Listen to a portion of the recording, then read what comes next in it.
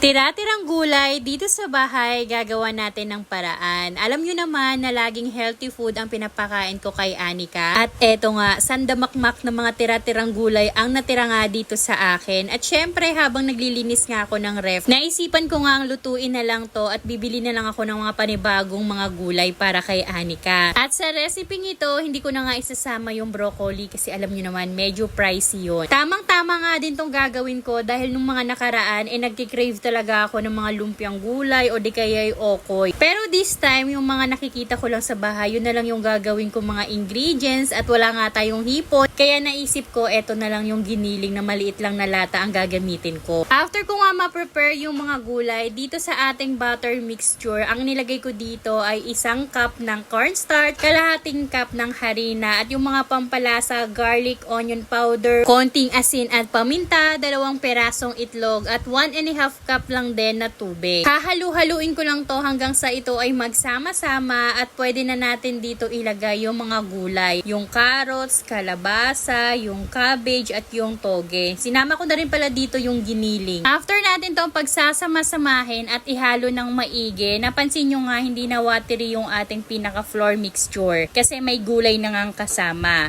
Sa pagprito naman, balik kinalat-kalat ko lang para lahat ay maluto. Last time kasi naluto ko nito talagang nahilaw siya dahil sa sobrang kapal. Kaya eto, niluto ko lang siya ng panipis para medyo may crispy din at syempre masarap to kapag may sausawan na suka. Pagkatapos naman akong makaluto ng mga ilang piraso, eto, inumpisahan ko na ngang kainin